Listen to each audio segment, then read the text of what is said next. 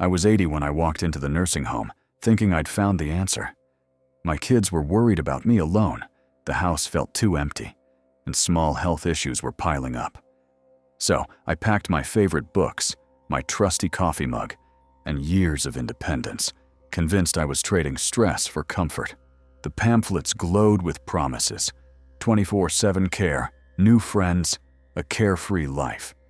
My family sighed in relief, imagining me safe and supported. But just weeks later, reality sank in. This wasn't the retirement I'd dreamed of. The walls didn't just limit my space, they boxed in my freedom, my connections, even my spark. I'd stare out the window, missing my old routine, picking my meals, chatting with neighbors, or just deciding my day. I wasn't alone. Others here shared that quiet regret, realizing we'd swapped too much for safety. No one told us how routines could feel suffocating, or how family visits might fade, assuming we were okay. I'm here to share 6 tough lessons I learned, not to scare you, but to arm you with truth. These are the things I wish I'd known before signing that contract. Insights to help you choose a future where you stay in control. If you're planning what's next for yourself or a loved one, stay with me. Hit subscribe to join folks who want to age with independence and meaning, because knowing these truths could shape a better path forward. Lesson 1. I stepped into the nursing home thinking I'd keep my freedom. I imagined lazy mornings with my coffee, maybe a late breakfast if I felt like it. But the truth hit hard. My days belonged to a schedule, not me. From meals to meds, everything was set, and I felt like I was living someone else's life. Early on, I tried to hold on to my routines. I loved reading the paper with toast, taking my time to start the day. But breakfast was at 7 a.m., no exceptions. Miss it, and you're out of luck. The staff's casual, "that's how it works," made me realize my choices didn't matter here. It wasn't just food. Every hour was mapped out. Bingo at 2 p.m., movie night at 6, whether I cared or not. I asked to skip one for a quiet walk, but the staff gently pushed me to join in. My world was shrinking, and the loss of control hurt more than I expected. One morning, I craved a lie-in after a rough night. At 6:30, a knock came. Time to get up, no discussion.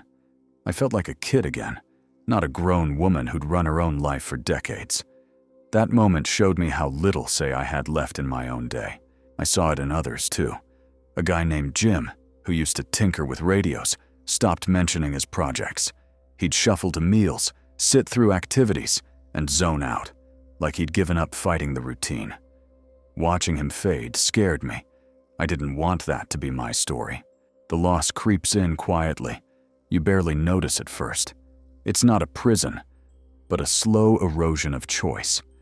You stop pushing for what you want because it's easier to comply. Each time you do, you lose a bit of who you are, and that's the real price. One afternoon, I wanted to call my son, just to chat. The phone was in a shared lounge, and quiet hours meant I had to wait. Those small rules piled up, making me feel caged in a life that didn't feel mine. I'd swapped freedom for order, and it was a raw deal. It's not just about big decisions, it's the little ones that define you. Choosing when to eat, rest, or call a friend, those shape your day. When they're gone, you start to feel like a passenger in your own life. I hadn't realized how much those moments meant until they were taken. I learned others struggled too. A woman named Ellen used to knit every evening, but the schedule left no time. She'd sit silently in group activities, her spark dimming. Seeing people lose their passions made me vow to hold on to mine, no matter how hard it got. Here's the lesson. You have to fight for your freedom every day. Push to keep your habits. Eat when you're hungry. Rest when you're tired. Negotiate with staff, because if you don't, the system will roll over you. Never let go of what makes you feel like you. Don't wait until it's too late to value your independence. If you care about aging with health and freedom, hit subscribe to Age with Independence, because these truths can change your path. Lesson 2. I moved into the nursing home expecting a warm community. I pictured lively chats over coffee, new friends to share stories with, and my kids dropping by often. But the truth was colder. Even with people around, I felt alone.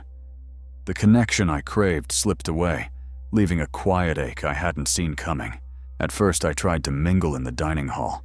I'd smile, ask about someone's day, hoping for a spark of friendship. Most folks were polite but distant, caught up in their own worlds or health struggles. It felt like shouting into a void, and I went back to my room empty-handed. Then there was my family. I thought they'd be my anchor. I imagined weekend visits, maybe a drive to grab ice cream like old times. But weeks passed, and their calls grew short, their visits rare. They figured I was taken care of, not realizing how much I missed their faces. I noticed others fading into the same loneliness. A woman named Clara, who used to talk about her grandkids, stopped mentioning them. She'd sit by the window, staring out, like she'd given up expecting anyone to show. Seeing her withdraw made me fear I'd lose my own spark if I didn't fight for it. The hardest part wasn't being alone, it was feeling unseen. Surrounded by staff and residents, I still felt like a ghost in my own life. Back home, I had neighbors to wave to, friends to call. Here, the days blurred into routine, and I longed for someone to really know me. One evening, I sat through a group game night, hoping for connection. Everyone played along, but no one shared a laugh or a story. I thought of my old book club, how we'd debate novels over wine. That warmth was gone, and the emptiness hit me like a wave. It's strange how a busy place can feel so hollow. Staff rushed around, checking boxes, but they didn't stop to chat. Residents kept to themselves, weighed down by their own battles. I realized care didn't mean companionship. It was up to me to bridge that gap. I tried again, inviting a neighbor to share tea one afternoon. She declined, saying she was tired, and I felt the sting of rejection. But I saw her later, alone, and wondered if she felt as isolated as I did. That moment pushed me to keep reaching out, even if it hurt. The loneliness grew heaviest on quiet Sundays. I'd wait for a call from my daughter, picturing her voice filling the silence. When the phone stayed still, I'd replay old memories, her laughter, our holiday dinners. Those moments reminded me why connection was worth fighting for. Here's what I learned. You can't wait for others to find you. Call your family, even if they're busy. Join activities that feel real, not just fillers. Build your own circle, because connection doesn't come free. It takes effort. Hold tight to the people who make you feel alive. Lesson 3. When I signed up for the nursing home, I thought the price was clear. The monthly fee seemed to cover housing, meals, and care, everything I'd need. But soon, unexpected bills started piling up, eating away at my savings. I felt blindsided, wondering how my careful planning had gone so wrong. At first, it was small charges I hadn't noticed. A fee for laundry service popped up, then another for a ride to the doctor's office. I'd assumed those were included, but the fine print said otherwise. Each little cost stung, like a reminder I wasn't in control of my money anymore. The surprises kept coming, and they weren't cheap. I wanted a private room for some peace, but it cost hundreds extra a month. I paid, thinking it was a one-time choice, only to learn the base rate could rise yearly. My budget, once so solid, started to feel like quicksand. I saw others caught in the same trap. A man named Ray, who'd saved for decades, skipped outings because transport fees were too high. He'd grimace when bills came, saying he couldn't afford to keep up. Watching him cut corners made me nervous about my own future. Then came a bigger shock. Care costs grew as my health dipped. A bad week meant more help with daily tasks, and each hour was billed extra. I hadn't realized basic care didn't cover those needs. My savings, meant to last years, were shrinking faster than I'd ever feared. One day, a bill arrived that stopped me cold. It listed charges for things like special assistance I didn't recall asking for. I felt cheated, like the system was squeezing me dry. All those years of budgeting seemed pointless when I couldn't predict the next hit. It wasn't just about money, it was my peace of mind. Back home, I'd managed my finances with confidence, knowing what I could afford. Here, every new fee felt like a blow to that security. I started losing sleep, worrying how long my funds would hold out. I heard stories from others that hit even harder. A woman named Linda had to switch to a shared room to save cash. She'd been proud of her nest egg, but now she rationed phone calls to her kids to avoid extra charges. Her resignation scared me. I didn't want that to be me. The worst part? You don't see it coming until you're stuck. The glossy brochures don't mention how costs creep up or how optional services feel mandatory. I kept thinking I'd budgeted enough, but the reality was a maze of fees. It felt like the rug was pulled out from under me. I tried talking to the staff about the bills. They were kind, but firm. Those were the rates. Take it or leave it. I realized I should have asked more questions before signing that contract. That regret gnawed at me, knowing I could have been better prepared. Looking back, I see how naive I was. I thought one fee would cover it all, like a hotel stay. But care needs change, and so do the costs, especially when you're not calling the shots. That uncertainty made every dollar feel heavier than it should. Here's what I learned. You've got to dig into the details before you commit. Ask what's included, what's extra, and how prices might climb over time. Plan for the worst-case scenario, because if you don't, those hidden costs will catch you off guard. Protect your savings, like your lifeline. It's your freedom. Lesson 4. I thought the nursing home would keep my health in check.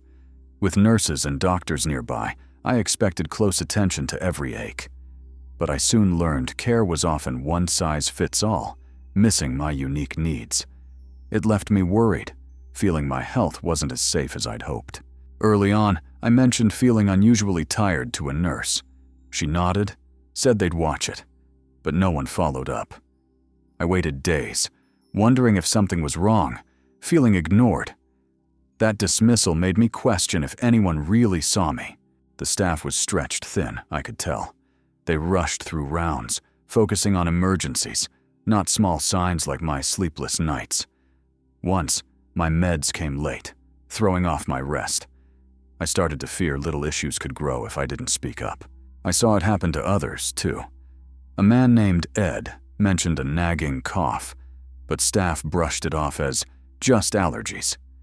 Weeks later, he needed a doctor, and I wondered how long he'd suffered. Watching that scared me. I didn't want my health to slip through the cracks. One day, I felt off. Nothing major, just weak. I pushed for a checkup, and good thing, my blood pressure was spiking. If I'd stayed quiet, it could have gotten worse. That moment taught me I had to be my own watchdog, no matter where I was. It wasn't just physical care. It was the lack of personal touch. Back home, my doctor knew my history, asked how I felt. Here, I was a name on a chart, and that distance made me uneasy. I missed feeling like my health mattered. The hardest part was losing trust.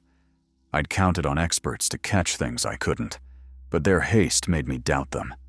Every new symptom brought anxiety, wondering if it'd be overlooked. That fear weighed heavier than any pill I took. Here's what I learned. You've got to own your health. Track your symptoms, demand tests, ask about your meds. You know your body best. Don't let a busy system drown you out. Speak up because your life depends on it. Lesson 5. I thought the nursing home would let me keep my spark. I pictured evenings with my jazz records, maybe a corner for my sketchbook. But the reality was stark. Tight spaces and group routines dulled my passions. I felt like I was fading into someone I didn't recognize. At first, I tried to carve out my own rhythm. I brought my headphones, hoping to lose myself in music after lunch. But the room was too small for my player, and shared spaces meant noise complaints. My little joys were slipping away faster than I'd imagined. The activities didn't help. They weren't me. Bingo and TV marathons filled the schedule, but I craved quiet hours to draw. When I asked for time alone, staff nudged me to join the crowd. It felt like my tastes were being erased to fit the group's mold. I saw others lose their fire too. A guy named Sam, who loved tinkering with model trains, stopped setting up his tracks. He said there was no space, no point. Watching him pack away his hobby hit me hard. I didn't want my passions boxed up like that. One night, I tried sketching in my room. The desk was cramped, the light dim, and I gave up, frustrated. I thought of my old porch, where I'd draw under the stars. That memory stung, showing me how much my lifestyle shaped who I was. It's not just hobbies, it's your whole identity. Without room to be yourself, days feel flat, like you're just going through motions. I missed the freedom to decide what lit me up. Losing that made every moment heavier than it should have been. I learned others struggled too. A woman named Rose used to bake for fun, but the kitchen was off limits. She'd sit silently during group games, her joy gone. Seeing her dim made me fight harder to hold on to what made me feel alive. Here's the lesson. Don't let your lifestyle vanish. Bring what you love, books, music, anything, and push for space to enjoy it. Find a place that respects your quirks, because those passions keep you whole. Never stop being you, no matter where you are. And before we move to the next truth, if you're still watching this video and finding these insights valuable, please comment what you think below to let me know you're here. And if you haven't subscribed yet, I recommend you subscribe and turn on the bell so you don't miss any videos.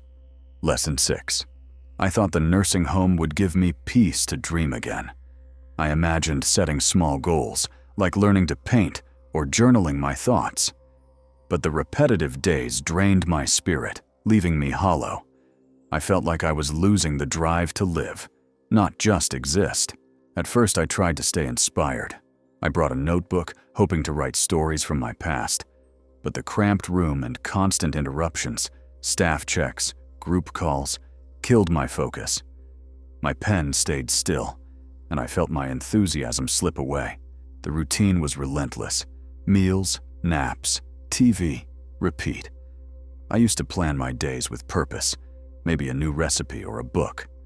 Now, I'd stare at the clock. No spark to fill the hours. That monotony ate at me, making every day feel pointless. I saw it in others, too. A woman named Grace, who loved sharing old tales, grew quiet over time. She'd sit through activities, eyes blank, like her stories didn't matter anymore. Watching her fade scared me. I didn't want my spirit to dim like hers. One afternoon, I sat alone, no plans, no goals. I remembered summers planning road trips, buzzing with ideas. Now, I couldn't name one thing I looked forward to. That emptiness hit hard, showing me how much I needed purpose to feel alive. It's not just boredom, it's losing your reason to get up. Without something to aim for, joy fades, and you start to feel like a shadow. I missed the energy of chasing a dream, even a small one. That loss weighed heavier than I'd expected. Others felt it too, in their own ways. A man named Henry used to talk about fixing up his cabin. He stopped, saying it felt too far away now. Seeing people let go of their hopes made me fight to keep even a flicker of mine burning. The hardest part was how subtle it was. No one takes your spirit. It just slips through the cracks of routine. You stop planning, stop dreaming, because nothing seems to matter. But that's when you realize purpose isn't given. It's something you hold on to. Here's what I learned. You've got to nurture your spirit. Set tiny goals, read a chapter, call a friend, learn one new thing. Push for moments that light you up, because without them, you're just passing time. Keep your inner fire alive, no matter where you are. If I could turn back time, I'd never have rushed into this choice. I'd have looked at fixing up my home, maybe adding handrails or hiring a weekly aide, or tried a community where my passions could thrive. Nursing homes suit some, but they're not the only path. I'd urge you to explore every option first. Research every option to live true to you. Don't let fear or ease steer your future. Ask what makes you feel alive. Research thoroughly, talk to others, and prioritize your freedom, connections, and joy. If this message resonated with you, subscribe to our channel, and together, we're rewriting the rules of aging on our terms. If you like this video, please hit like and share so others will know about us. And if you have something that you want to share or any question, don't hesitate to let us know in the comments section. It will also help us to make better content. Once again, thank you for your precious time. See you in the next video.